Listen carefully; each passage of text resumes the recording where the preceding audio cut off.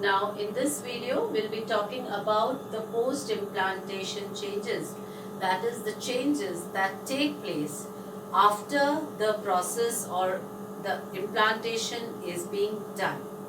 Now when we talk of post-implantation changes, one of the most important thing is the formation of the placenta.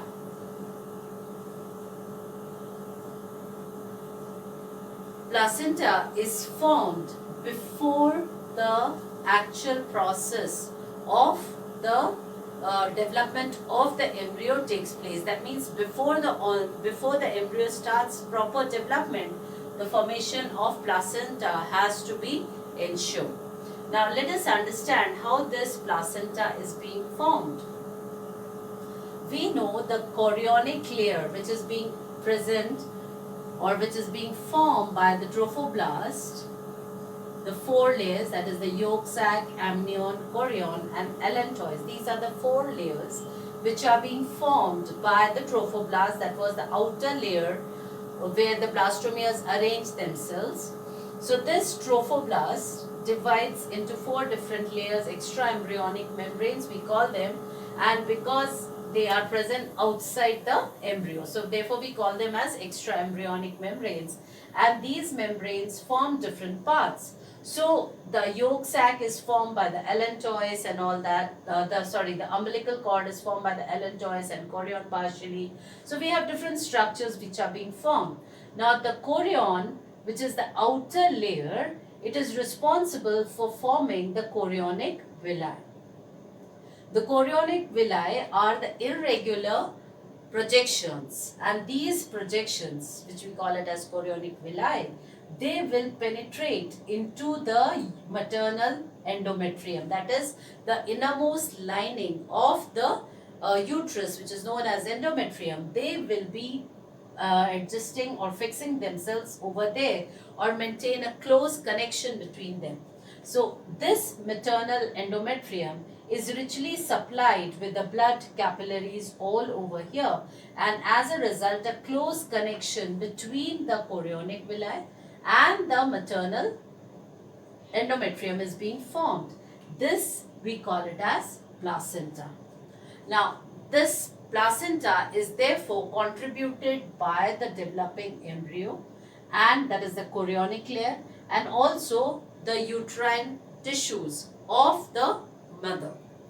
Placenta therefore forms a close connection. So it has both the contribution, that is the part which is being given or which is being contributed by the placenta, by the fetal is fetal placenta, and the part is contributed by the mother, that is maternal placenta.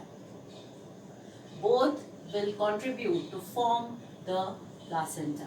Over here the chorionic villi, which are being formed by the chorionic layer, and the maternal placenta which is being formed by the endometrium of uterine wall.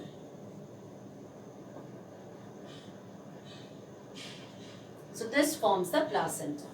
Now placenta formation is very, very important because it is the only mode by which the mother is capable. There is a connection between the mother and the fetus. The umbilical cord helps in suspending the developing embryo within the amniotic cavity, which is filled with the amniotic fluid.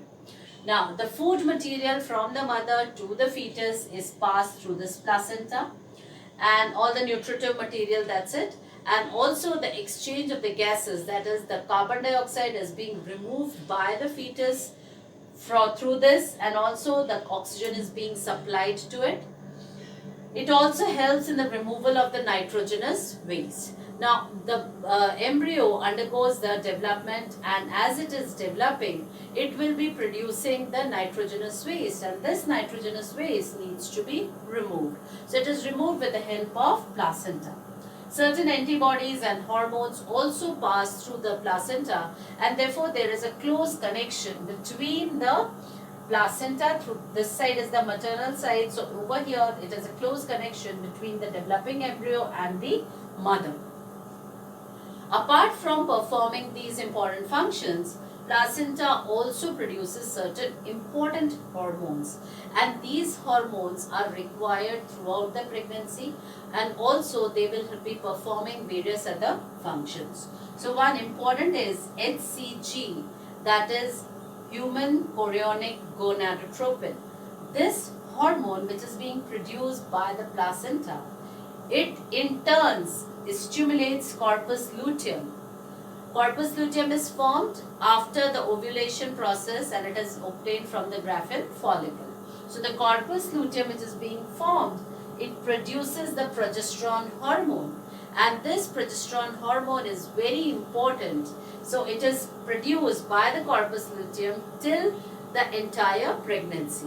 And towards the end of the pregnancy, it is also responsible for the production of an hormone, relaxin. Since this corpus luteum is present in the ovary, we can also say that ovary produces relaxin at parturition, that is a process of the childbirth that we'll be discussing later, role of relaxin. So throughout the pregnancy, the progesterone levels are needed to be maintained, and therefore HCG is an important hormone. Relaxin hormone is also produced towards the end of the pregnancy, which will facilitate the childbirth. HPL, that is the prolactin, that is the hormone HPL that helps in the development of the mammary glands. So it is very, very important for the simultaneous development of the mammary glands.